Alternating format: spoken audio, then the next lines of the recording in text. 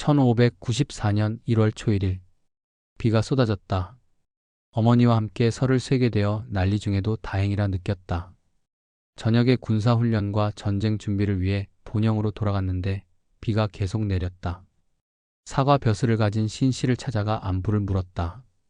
1월 2일 비는 멈췄지만 날씨가 흐렸다. 나라 제삿날이라 업무를 보지 않았다. 사과 신씨를 초대해 함께 이야기를 나눴다. 첨지 배경남도 찾아왔다.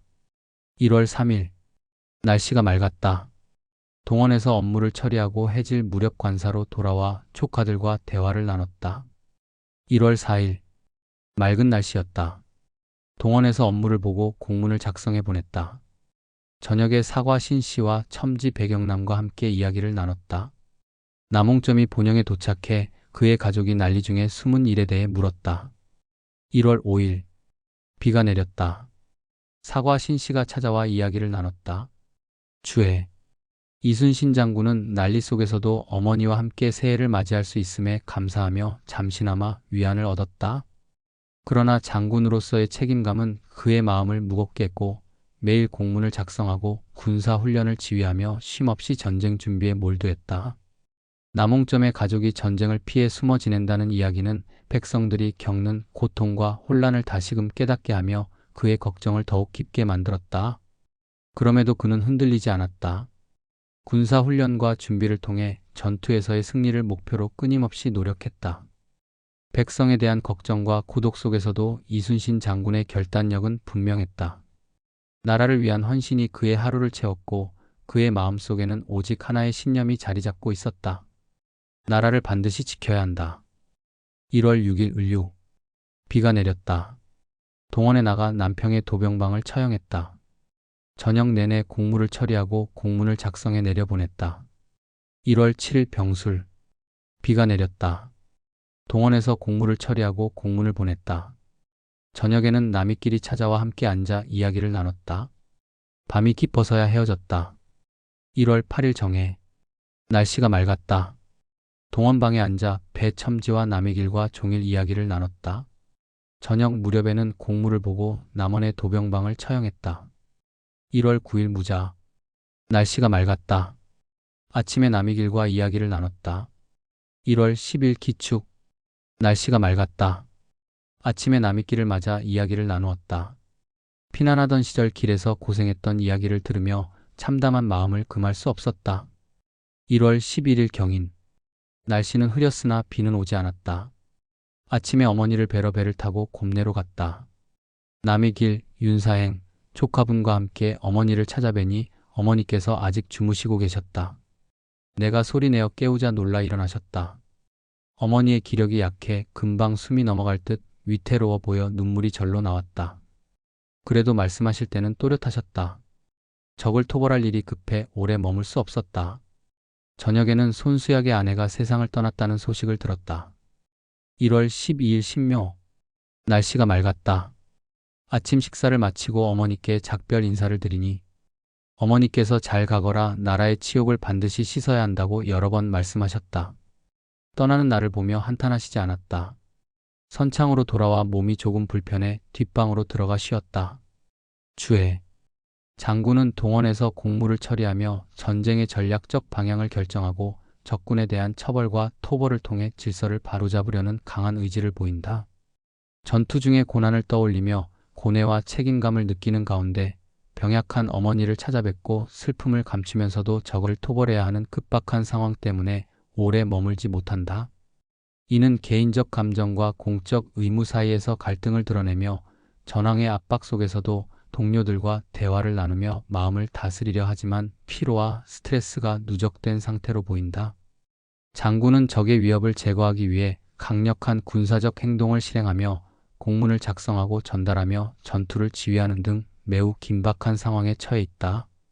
가족과의 시간을 포기하고 국가를 위한 전투에 매진하며 나라의 치욕을 씻어야 한다는 어머니의 말씀을 가슴에 새기고 나라의 명예와 생존을 위해 헌신하고 있다. 1월 13일 날씨는 맑았지만 바람이 매우 강하게 불었다. 몸이 너무 불편해 자리에 누워 땀을 내었다. 종 팽수와 평새 등이 찾아와 내 상태를 살폈다. 1월 14일 날씨는 흐리고 바람이 거셌다. 아침에 조카 뇌가 보낸 편지를 보니 아산의 산소에서 설날 제사를 지낼 때 200여 명의 무리가 몰려와서 산을 둘러싸고 음식을 구걸하다가 물러갔다고 한다. 이 이야기에 크게 놀랐다. 저녁 무렵에는 동원으로 나가 장계를 작성해 봉함하고 승장은행에게 천민의 신분을 면해주라는 공문을 봉에 올렸다. 1월 15일 날씨가 맑았다. 이른 아침에 남의길과 조카들과 함께 시간을 보냈다가 동원으로 나갔다. 남의길은 영광으로 돌아가려 하였다. 진을 수배하는 공문을 만들었다. 동궁으로부터 군사를 이끌고 적을 토벌하라는 명령이 내려왔다. 1월 16일 날씨가 맑았다. 아침에 남이끼를 불러 이별의 술자리를 마련했는데 나도 몹시 취했다. 저녁 무렵 동원에 나갔다. 황득중이 찾아왔다. 그에게서 문학 유몽인이 암행어사로 흥양현에 들어와서 여러 가지 문서를 압수했다는 얘기를 들었다. 저녁 무렵 방답 첨사와 배첨지가 찾아와 이야기를 나누었다. 주해, 장군은 과도한 업무와 책임으로 인해 건강이 악화되고 땀을 내며 병을 다스리는 등 육체적 피로와 심리적 스트레스가 지속되고 있다. 남의 길과의 작별을 통해 동료들과 관계를 정리하고 새로운 임무를 준비하고 있다. 장계를 작성하고 보고하는 등 행정적 업무를 꾸준히 수행하며 암행어사 유몽인의 소문과 관련된 이야기를 접하며 민심 안정에도 신경을 쓰고 있다. 동궁으로부터 적을 토벌하라는 명령을 받고 전투 준비에 집중하며 전쟁 중에도 천민 신분 해제와 같은 행정적 결정을 통해 민생을 배려하고 있다. 조카의 편지에서는 제사 중 200명이 몰려와 음식을 요구했다는 내용이 전해지며 전쟁으로 인한 민심 불안과 백성들의 극심한 어려움이 드러난다. 장군은 이러한 상황 속에서도 적군 토벌과 작전 계획을 지속하며 긴박한 상황에 대처하고 있다. 1월 17일 병신. 새벽에는 눈이 내렸고 저녁 무렵에는 비가 내렸다. 이른 아침에 배를 타고 아우 여필과 조카들, 아들들을 배웅했다. 조카, 분과 아들 우를 거느리고 배에 탔다. 이날 장계를 띄워보냈다. 오후 4시쯤 와두에 도착했지만 역풍으로 물이 빠져 배를 운행할 수 없었다. 닻을 내리고 잠시 쉬었다가 오후 6시쯤 다시 배를 움직여 노량에 도착했다. 여도만호 김인영, 순천의 이암, 그리고 우후 이몽구도 함께 와서 하룻밤을 머물렀다. 1월 18일 정유. 날씨가 맑았다. 새벽에 출발할 때는 역풍이 강하게 불었다. 창신도에 도착하니 바람이 순풍으로 바뀌어 돛을 올리고 사량도까지 갔다.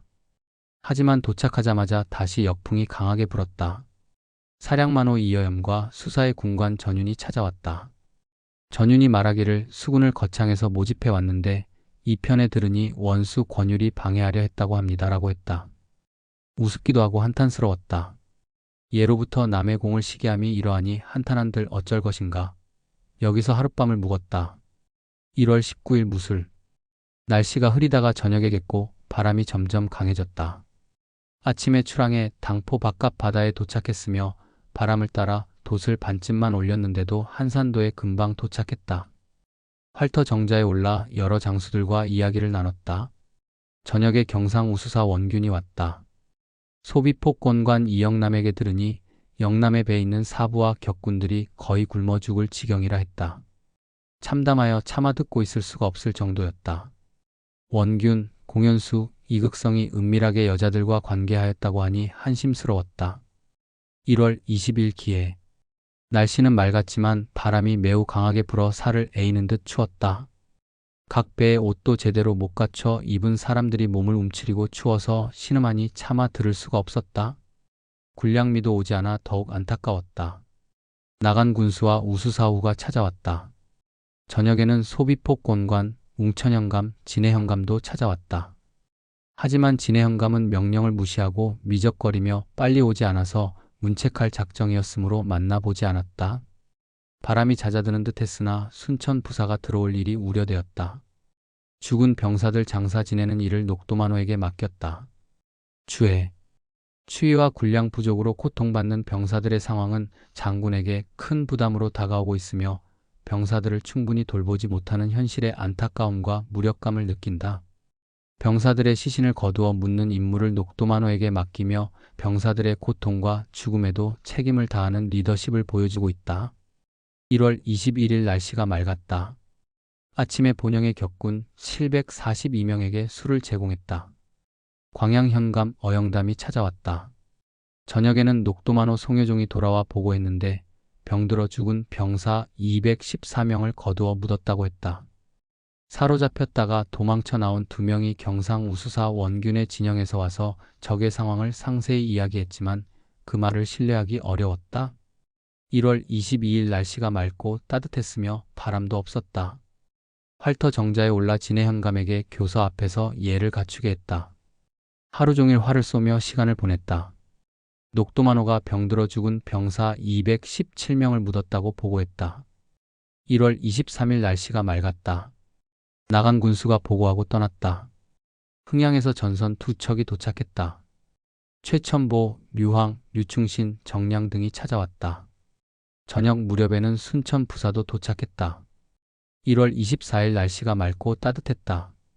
아침에 산에서 일하려고 송덕일이 자기장 41명을 데리고 떠났다.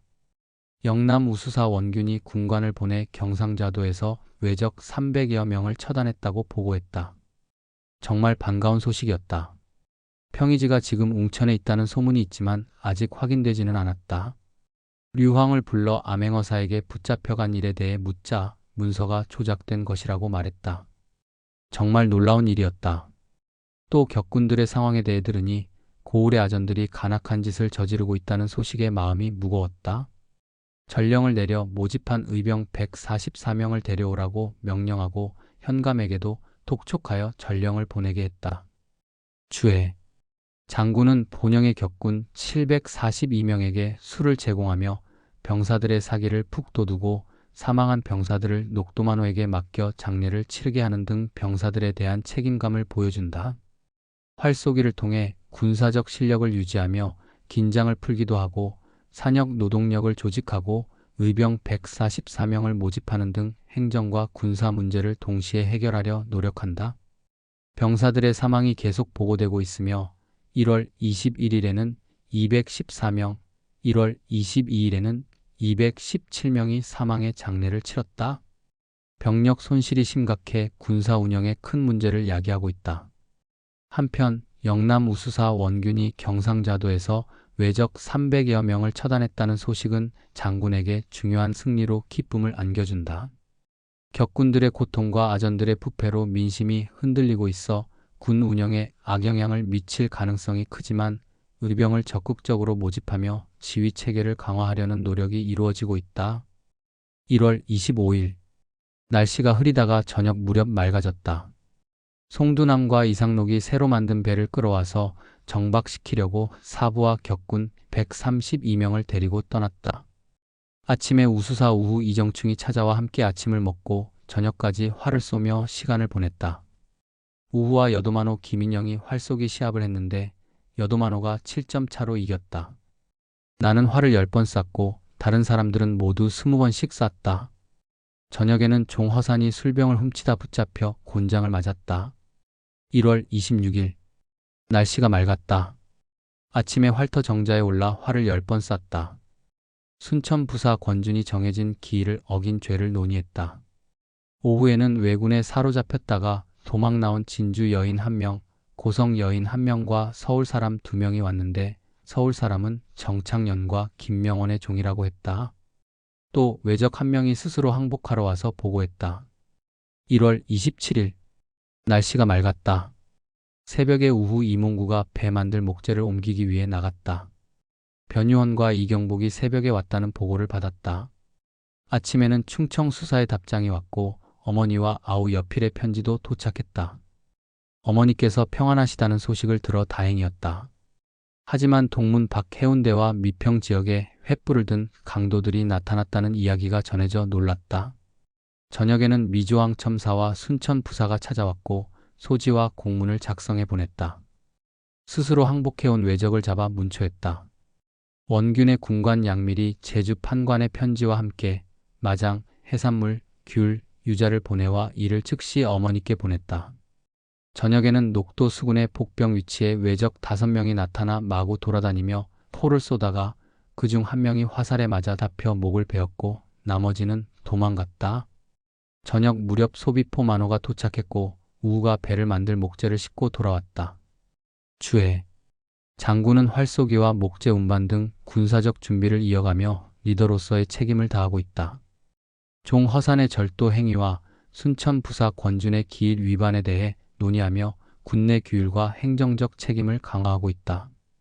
어머니와 아우 여필의 편지를 통해 어머니가 평안하다는 소식에 안도감을 느끼며 가족에게 해산물과 유자를 보내는 등 따뜻한 면모를 보여준다. 해운대와 미평 지역에서 발생한 횃불 강도 사건을 접하며 민심과 치안 불안에 대한 우려를 느끼고 폭병 지역에 나타난 외적 5명에게 신속히 대응해 1명을 처단하고 나머지를 쫓아내며 결단력을 보였다. 세배 제작과 목재 운반 등 군사적 자원의 준비가 계속되고 있으며 사부와 격군을 동원해 세배를 회수하며 전투력 증강에 힘쓰고 있다. 1월 28일. 날씨가 맑았다. 아침에 우우가 찾아왔다. 종사관에게 공문을 작성하도록 지시한 뒤 강진 영리에게 보냈다. 저녁에는 원식이 서울로 올라간다고 해서 술을 대접하고 보냈다. 아침에 경상우후 이이득이 보고하기를 명나라 제독 유정이 1월 25일과 26일 사이에 군사를 돌려 올라갔다고 했다. 또 위무사 권협이 지역을 순시한 뒤 수군 영으로 올 것이며 화적 이산겸 등을 잡아 가두고 아산과 온양 지역에서 돌아다니던 도적 91명을 잡아 목을 베었다고 했다. 그리고 이코장 김덕령이 조만간 이곳으로 올 것이라고 했다. 저녁 무렵 비가 내리기 시작해 밤새 계속되었다. 배를 만들기 시작했다. 1월 29일. 비가 종일 내리고 밤새도록 멈추지 않았다.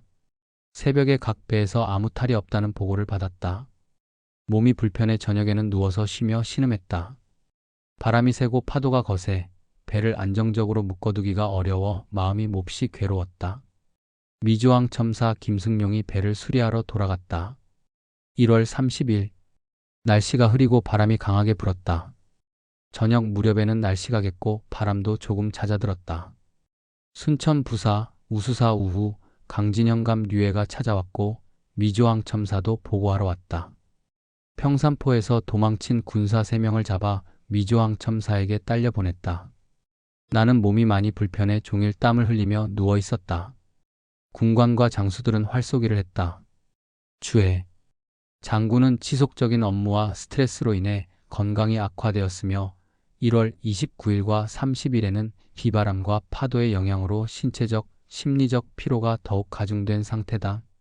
그는 전선 제작을 시작하며 전투 준비를 이어가고 각 배의 상태를 점검하고 도망군을 체포하는 등 군사 기강을 유지하려고 노력하고 있다.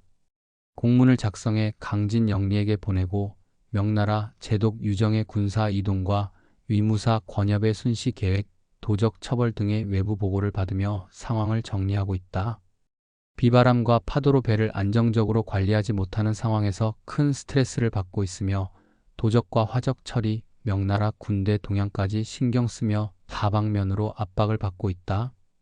적의 움직임에 대한 정보는 없지만 명나라 제독 유정의 군사 이동과 위무사 권협의 순시는 지역 방어와 수군에 중요한 영향을 미칠 가능성이 있다.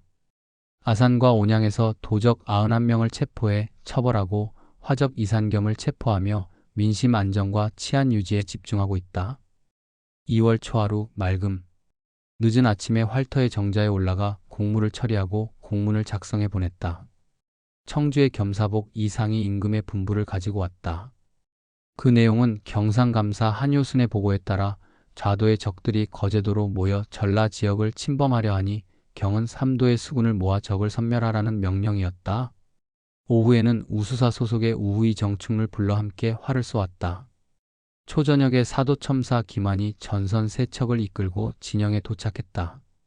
이경복, 노윤발, 윤백년 등이 도망치는 군사들을 태우고 무트로 옮기던 배 8척을 붙잡아 왔다. 저녁에 가랑비가 내리다가 금세 그쳤다. 2월 초이틀 맑음. 아침에 도망자들을 실어 나르던 사람들을 처벌했다. 사도첨사가 와서 전하길 나간 군수 신호가 파면되었다고 했다. 늦은 오후 활터의 정자에 올라갔다.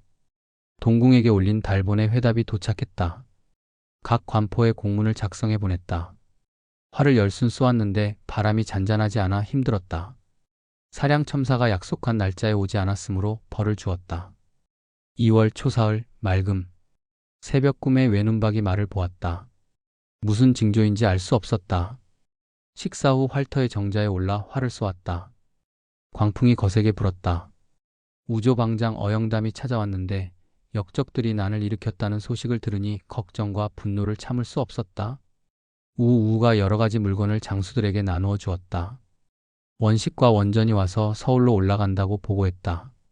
원식이 남해 현령에게 쇠부치를 바치고 면천 공문 한 장을 대신 받아갔다. 해가 저물자 막사로 내려왔다. 주해. 장군은 활터 정자에서 전황을 지휘하며 군무를 처리하고 있었다.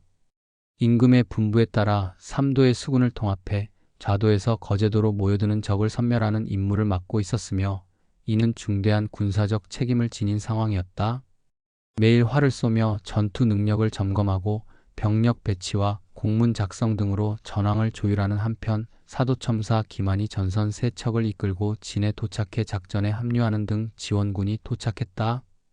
역적들의 움직임을 파악하며 불안을 느끼는 가운데 도망가는 군사들을 실은 배 8척을 포획하는 성과도 있었다.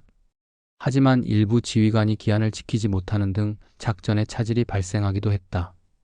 날씨는 바람이 잔잔하지 않거나 강풍이 부는 등 안정적이지 않아 전투 환경에 영향을 미쳤다.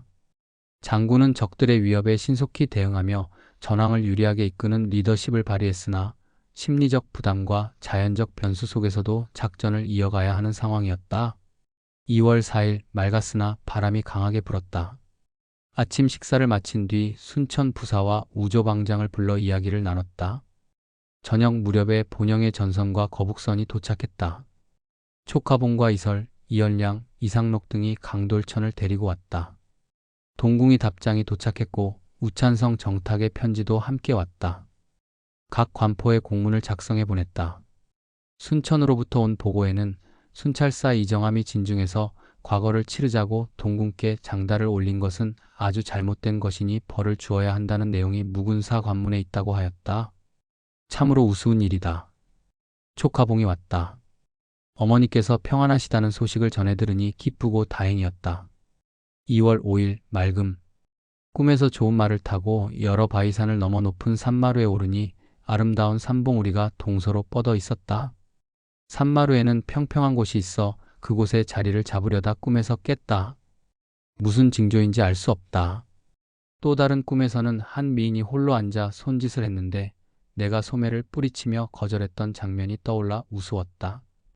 아침에 군기시에서 가져온 흑각궁 100장을 하나하나 세어 확인하고 서명했다. 활 만드는 데 쓰는 벚나무 껍질 89장도 세어 서명했다. 발포만호 황정록과 우수사 소속의 우우가 와서 보고를 했고 함께 식사했다. 저녁 무렵에는 활터의 정자로 올라가 순창과 광주의 세리들의 죄를 처벌했다. 우조방장과 우후, 여도만호 등과 함께 활을 쏘았다. 권율 원수로부터 답장이 왔는데 유격 심유경이 이미 화친을 결정했다는 내용이었다. 그러나 적들의 간사한 술수와 교묘한 계책을 헤아릴 수 없어 걱정스럽다. 예전에도 적의 계략에 빠진 적이 있는데 이번에도 그럴 가능성이 보여 한탄스럽다. 저녁에는 날씨가 매우 더워 초여름처럼 느껴졌다. 밤 9시쯤 비가 내렸다. 2월 6일 비가 내리다 오후에 갬. 순천 부사, 조방장, 웅천현감, 사도첨사가 찾아왔다. 해질 무렵 흥양현감 김방제가 도착했다. 노랗고 향기로운 유자 30개를 가져왔는데 갓 따온 것처럼 신선했다. 주해. 장군은 삼도의 수군을 통합해 좌도에서 거제도로 모이는 적군을 섬멸해야 하는 중요한 임무를 맡고 있었다. 그는 매일 활을 쏘며 전투 준비 태세를 점검하고 있었으며 사도첨사 기만이 전선 세 척을 이끌고 합류하고 거북선이 도착하면서 전력이 강화되었다. 유격 심유경이 화친을 결정했다는 소식이 전해졌으나 적의 계략에 대한 깊은 불신과 우려가 있었다. 그 와중에 조카를 통해 어머니가 평안하다는 소식을 전해 들으며 잠시 안도했다. 2월 7일 맑았으나 강한 서풍. 아침에 우조방장이 와서 보고를 하고 부지위선에 타고 싶다는 말을 했다. 어머니와 홍군우, 이숙도, 강인중 등에게 문안 편지를 촉가분을 통해 보냈다. 촉하봉은 분과 함께 떠났는데 봉은 나주로 가고 부는 온양으로 향했다. 그들이 떠나니 마음이 허전했다. 각 배에 나눠줄 공문 200여 장을 작성하고 분배했다. 고성현령 조응도가 보고하기를 적선 50여 척이 춘원포에 도착했다고 했다. 삼천포 권관과 가배량 권관 제만춘이 와서 서울 소식을 전했다. 이경복을 보내 격군을 붙잡아 오게 했다. 오늘 군대를 재편하고 격군들을 각 배에 배치했다. 방답첨사에게 명령을 내려 도망한 자를 체포하도록 했다. 나간 군수의 편지에 따르면 새 군수 김준계가 부임했다고 하니 그에게도 도망자 체포 명령을 전달했다. 보성에서 전선 2척이 도착했고 소비포 권관 이영남도 와서 보고를 했다. 2월 8일 맑음. 강한 동풍이 불고 날씨가 몹시 추웠다. 봉과 분이 배를 타고 떠났는데 뱃길이 걱정스러워 밤새 잠을 이루지 못했다. 아침에 순천 부사가 와서 고성 지역 소소포에 적선 50여 척이 들어왔다고 보고했다. 그래서 곧 제만춘을 불러 지형이 적합한지 물었다. 저녁 무렵에는 활터 정자로 올라가 공무를 처리하고 공문을 작성해 보냈다. 경상우 병사의 군관이 편지를 가지고 와서 병사의 방에서 일하는 심부름꾼을 천인신분에서 면하게 해달라고 하였다. 진주로 필안에 있던 전자랑 이유함이 찾아와 이야기를 나눈 뒤 저녁에 돌아갔다. 달빛이 밝게 비치는 바다를 보며 잠들 수가 없었다. 순천 부사와 우조방장이 찾아와 이야기를 나누다가 밤 10시쯤 헤어졌다. 변존서가 당포로 가서 꿩 7마리를 사냥해 왔다. 주해. 적군은 거제도와 고성 지역에 걸쳐 활동하며 적선 50여 척이 춘원포와 소소포에 출현해 위협을 가하고 있었다. 장군은 이를 막기 위해 병력을 재편하고 격군을 각 배에 배치하며 전력을 강화했다. 방답첨사와 새로 부임한 나간 군수에게 명령을 내려 도망자를 체포하도록 지시했다. 장군은 지형의 유불리를 검토하며 방어 전략을 세우는 등 철저한 준비를 이어갔다. 촉하봉과 분이 떠나며 마음의 허전함을 느꼈고 이러한 감정 속에서도 공문 작성과 병력 배치, 전투 준비를 중단하지 않았다. 적의 위협이 심각한 가운데도 전력을 보강하고 지형을 활용한 전략을 세우며 전황을 유리하게 이끌기 위해 고군분투하고 있었다. 2월 9일 맑음. 새벽에 우가 배 2~3척을 이끌고 소비포 뒤쪽으로 띠풀을 베러 나갔다. 아침에는 고성현령이 찾아와 돼지머리를 가지고 왔다. 그에게 당항포에 적선이 드나드는지 물었고 백성들이 굶주려 서로 잡아먹는 비참한 지경인데 앞으로 어떻게 대처해야 할지 의논했다. 저녁 무렵 활터 정자로 올라가 활을 열순 쏘았다. 이유함이 찾아왔다가 돌아가겠다고 하여 그의 자를 물으니 여실이라고 답했다. 순천 부사, 우조방장, 우후, 사도첨사, 여도만호, 녹도만호, 강진현감, 사천현감, 하동현감, 소비폭권관 등이 모두 모였고 저녁 무렵에는 보성 군수도 도착했다. 무군사에서 보낸 편지에는 호위를 맡은 군사들이 사용할 긴 창 수십 자루를 제작해 보내라는 요청이 있었다. 이날 동궁의 문책에 대한 답장을 작성해 보냈다. 2월 10일 종일 가랑비와 강풍. 오후에 조방장과 순천 부사가 찾아와 저녁까지 함께 적을 토벌할 방안을 논의했다. 2월 11일 맑음. 아침에 미조왕 첨사 김승룡이 찾아왔다. 그에게 술 3잔을 권한 뒤 돌려보냈다. 종사관의 공문 3통을 작성해 보냈다. 식사 후 활터 정자로 올라가니 경상우수사 원균이 찾아왔다. 함께 술 10잔을 마셨는데 술에 취해 허튼 소리를 많이 해 웃음이 나왔다. 우조방장도 와서 같이 취했다. 저녁 무렵 활 3순을 쏘았다. 2월 12일 맑음. 이른 아침에 본영의 탐우선이 돌아왔다. 촉하분의 편지에 따르면 선전관 송경령이 수군을 점검하기 위해 올 것이라고 했다. 오전 10시쯤 거제시 둔덕면 적도로 진영을 옮겼다. 오후 2시쯤 선전관 송경령이 진영에 도착했다. 그는 임금의 유서 2통과 밀지 1통, 총 3통을 가지고 왔다. 유서 1통에는 명나라 군사 10만 명과 은 300량이 지원된다고 했고 두 번째 유서에는 적들의 목표가 호남 지역이니 최선을 다해 방비하고 기회를 봐서 적을 무찌르라고 적혀 있었다. 비밀 문서에는 바다 위에서 해를 넘기며 고생하는 것을 잊지 않으시니 공로를 세운 병사 중 큰 상을 받지 못한 자가 있다면 명단을 올리라고 되어 있었다. 또한 선정관에게 서울의 여러 소식을 묻고 역적들에 대한 정보를 들었다. 영의정 류성룡의 편지도 함께 도착했는데 밤낮으로 걱정하고 애쓰신다는 내용에 가슴이 뭉클했다. 주에 당시 전란으로 인해 식량이 극도로 부족해지고 생존을 위해 상상할 수 없는 행동을 해야 했던 백성들의 고통이 담겨 있다. 일부 지역에서는 식량 부족이 극심해지면서 사람이 다른 사람을 잡아먹는 비극적인 상황까지 벌어졌다. 2월 13일 맑고 따뜻함. 아침에 영의정에게 답장을 썼다. 식사를 마친 뒤 선전관 송경령을 불러 이야기를 나누다가 늦게 헤어지고 하루 종일 배에서 머물렀다.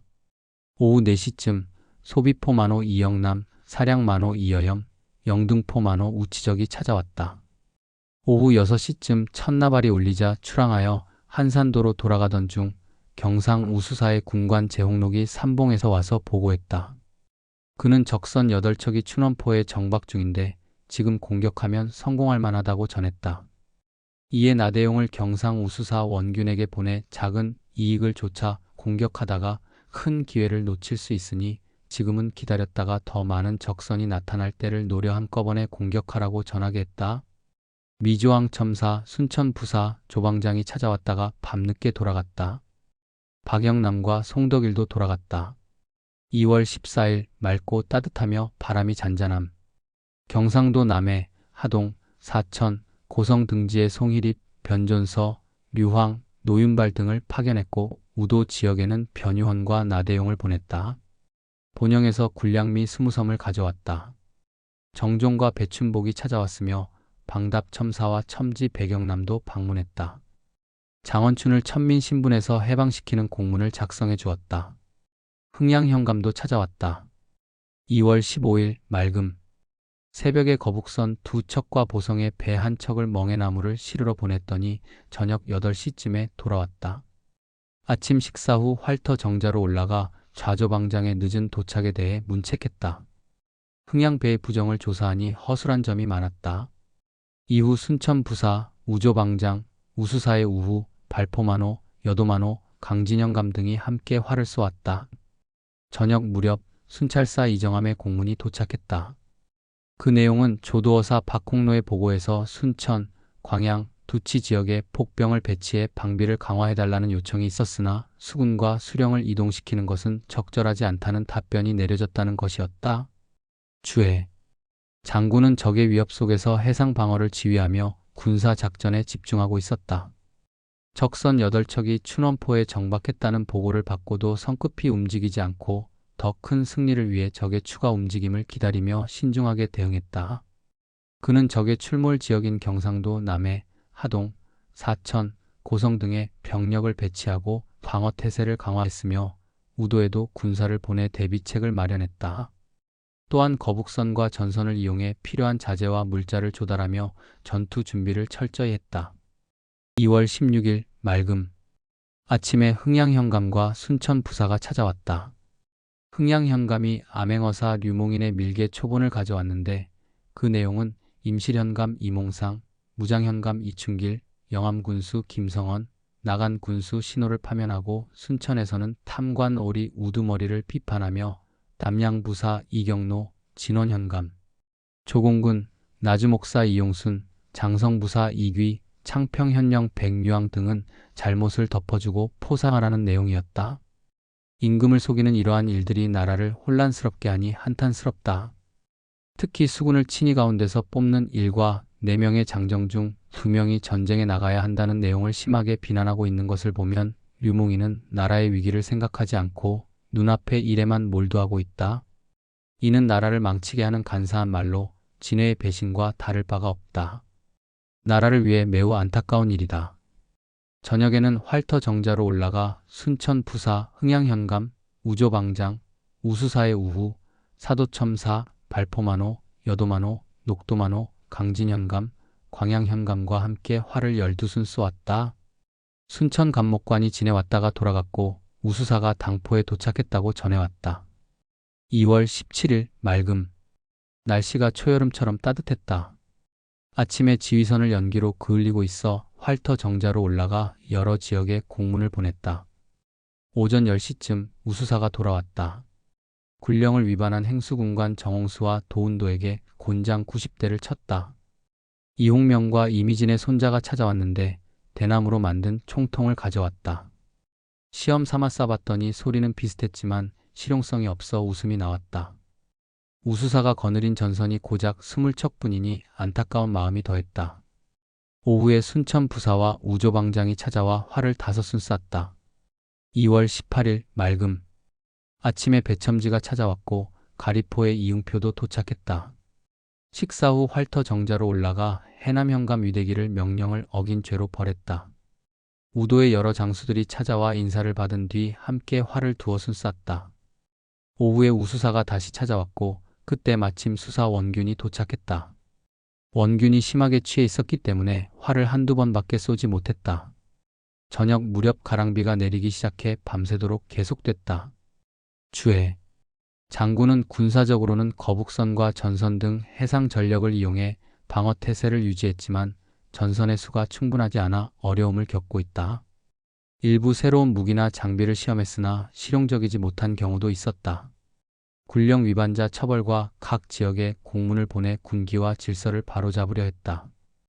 2월 19일 가랑비가 종일 내렸다. 날씨가 후텁지근했다. 활터 정자에 올라가 혼자 앉아 있었는데 우조방장과 순천 부사가 찾아왔고 이홍명도 동행했다. 잠시 후 손충갑이 왔다는 보고를 받고 그를 불러들여 외적 토벌 당시의 일을 물었다. 감회가 깊어 가슴이 벅찼다. 하루 종일 이야기를 나누다가 날이 저물어 숙소로 내려왔다. 변준서가 본영으로 떠났다. 2월 20일 안개 같은 이슬비가 하루 종일 거치지 않았다.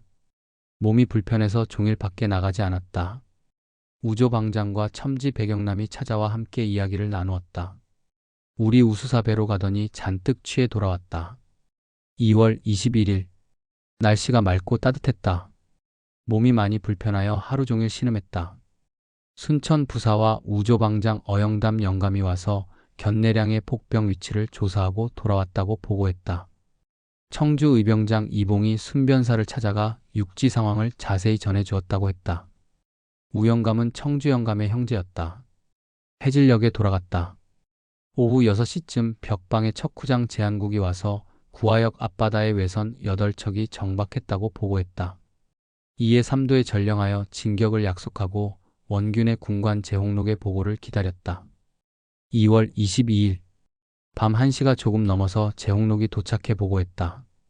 외선 10척이 구화역에 6척이 춘원포에 도착했습니다. 그러나 이미 날이 밝아 적을 따라잡지 못했다고 하여 다시 정찰하라는 명령을 내리고 글을 보냈다. 2월 28일 맑았다. 아침에 활터 정자로 올라가 종사관 정경달과 종일 이야기를 나눴다. 장흥부사 황세득이 찾아왔다. 우수사의 죄를 판결했다. 2월 29일 맑았다. 아침에 종사관과 함께 식사를 하고 이별주를 마시며 하루 종일 이야기를 나눴다. 장흥부사도 함께했다. 벽방의 척후장 제한국이 긴급 보고를 보내왔다. 적선 16척이 소소포로 진입했습니다. 이에 각도에 전령을 보내 이를 알리도록 조치했다. 주해. 당시 이순신 장군은 잦은 비와 흐린 날씨 속에서 건강이 좋지 않은 상황이었다. 특히 2월 21일과 22일에는 몸이 불편해 종일 신음하거나 활동을 최소화해야 했다. 그럼에도 불구하고 군사보고를 받고 전황을 점검하며 지휘를 이어갔다. 장군은 건강이 악화된 상황에서도 전략적 판단과 지휘를 놓지 않으며 군사적 위기를 관리해 나갔다. 3월 초 1일 맑다. 망걸레를 드렸다. 활터 정자로 올라가 건모포 만호를 신문하였다. 만호를 곤장으로 벌하고 도운도는 처형했다. 종사 관정 경달이 돌아왔다. 저녁 무렵 출항하려고 했으나 벽방 척후장 제한국이 외선이 이미 도망갔다고 보고했다. 그래서 출항을 중단했다. 초저녁에 장흥의 배 2척이 실수로 불이 나 전소되었다. 3월 초일 맑다. 아침에 방답, 순천, 우조방장이 찾아왔다. 오후에는 활터 정자로 올라가 좌조방장, 우조방장, 순천 부사, 방답 첨사와 함께 활쏘기를 했다. 이날 저녁에 장흥부사가 와서 이야기를 나눴다. 초저녁에 강진에서 장작을 쌓아놓은 곳에 불이 나서 모두 타버렸다고 한다. 3월 초 3일 맑다. 아침에 전문을 작성해 보냈다. 그 후 활터 정자에 앉아 있었다. 경상우 이이득이 와서 수군이 포로를 많이 잡지 못했다고 그의 수사 원균에게 매를 맞았고 발바닥까지 맞을 뻔했다고 했다. 참으로 놀랍고 분한 일이었다. 오후에는 순천부사, 좌조방장, 우조방장, 방답첨사, 가리포첨사, 좌수사우후, 우수사우후와 함께 활을 쏘았다.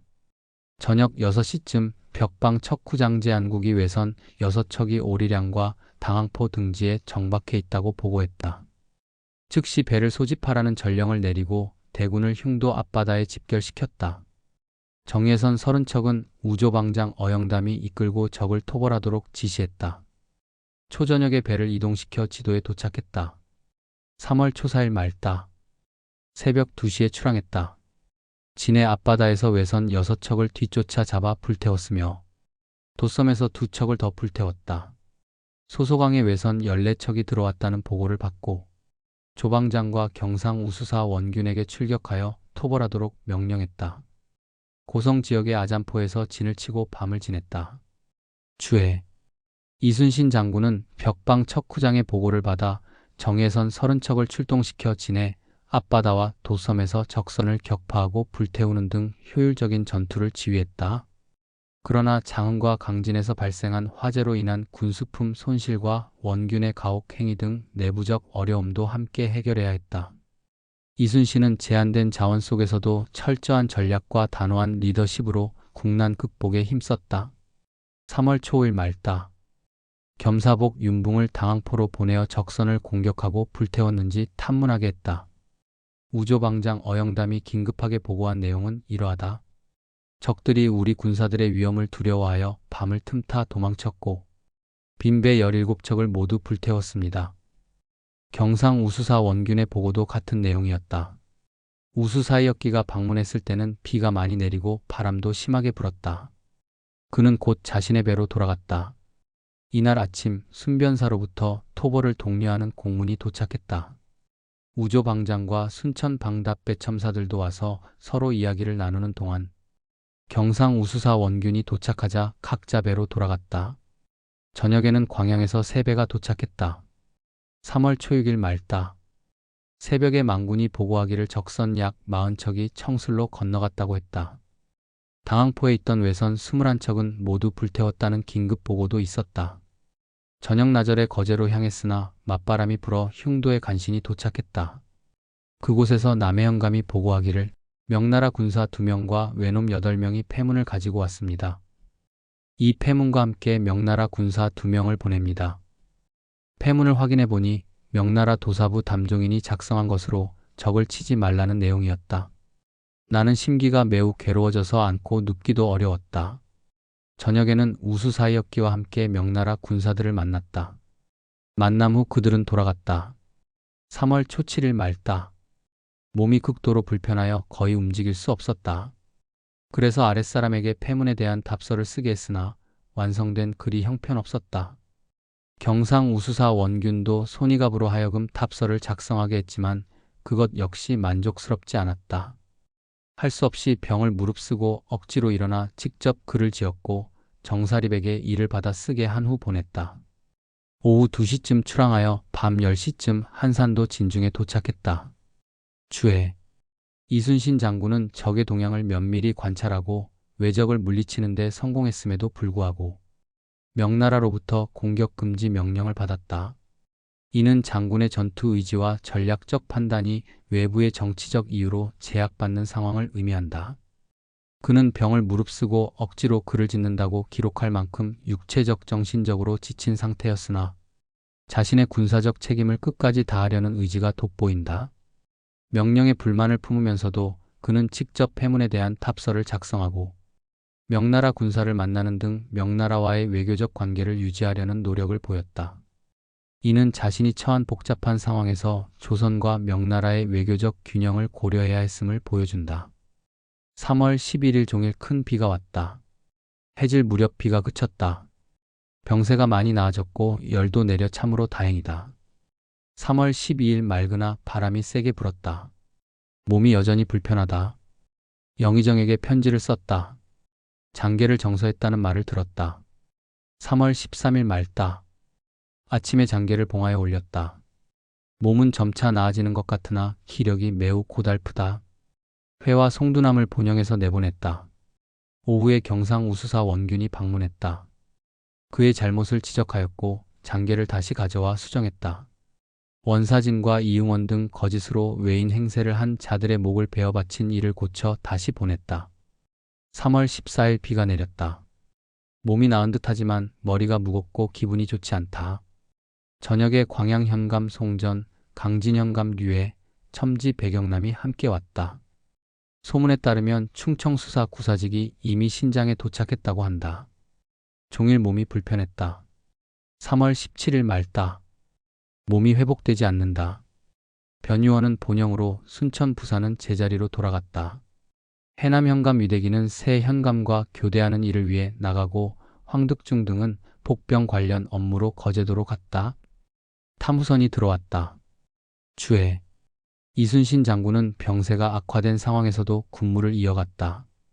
영의정에게 편지를 쓰고 장계를 작성 및 수정하며 중요한 행정 업무를 수행했다. 또한 거짓으로 외인 행세를 한 자들을 처벌하고 관련 내용을 정리해 보고했다. 이러한 행정 업무를 통해 전선 상황을 관리하고 안정화를 도모했다. 경상 우수사 원균의 방문을 받아 그의 잘못을 지적하고 장계를 수정하게 하는 등 군사 지휘를 소홀히 하지 않았다. 충청 수사와 우수사의 방문을 받고 전선의 도착과 군사적 배치를 점검했다. 특히 복병 관련 보고를 받고 필요한 지시를 내리는 등 전황 관리에도 집중했다. 광양 현감, 강진 현감 등 지역 현감들과 만나 소식을 교환하고 각 지역의 상황을 파악했다. 명나라와 왜군 사이의 긴박한 상황 속에서도 외교 문서를 처리하고 병력 배치와 보급 상황을 꼼꼼히 관리하며 전황을 정리해 대응했다. 장마와 바람이 심한 날씨 속에서도 업무를 중단하지 않았으며 몸이 불편한 상태에서도 전선의 안전과 병력의 효율적인 운영을 위해 노력했다. 이는 장군의 책임감과 강인한 의지를 보여주는 부분이다. 3월 22일 맑다. 몸 상태가 약간 호전된 듯했다. 원수부의 공문에 따르면 명나라 지휘관 담종인이 작성한 자문과 외장의 서계를 조파총이 가지고 간다고 했다. 3월 23일 맑다. 몸이 여전히 좋지 않았다. 방답첨사 이순신, 흥양현감 배흥립, 조방장 어영담이 방문했다. 견내량에서 미역 53동을 채취해왔다. 발포만호 황정록도 방문했다. 3월 24일 맑다. 몸 상태가 조금 나아진 듯했다. 미역 60동을 추가로 채취해왔다. 정사립이 외인의 목을 베어 가지고 왔다. 3월 25일 맑다. 흥양현감과 보성군수가 떠났다. 포로로 잡혔던 아이는 왜군 진영에서 명나라 장수 담종인이 데려온 자로 밝혀졌으며 흥양으로 보냈다. 저녁에 활터 정자로 올라갔지만 몸 상태가 좋지 않아 일찍 숙소로 내려왔다. 저녁에 동생 여필, 아들회, 변존서, 신경왕이 와서 어머니의 안부를 전해 들었다. 선산이 모두 산불로 타버렸는데 아무도 이를 막지 못했다는 소식에 크게 마음이 아팠다. 3월 29일 맑다. 탐후선이 들어와 어머니께서 편안하시다는 소식을 전했다. 웅천현감, 하동현감, 소비폭권관 등이 방문했고 장흥부사와 방답첨사도 방문했다. 저녁에 여필과 봉이 함께 떠났다. 촉가봉은 중병에 걸려 집으로 돌아갔으니 밤새 걱정으로 잠들지 못했다.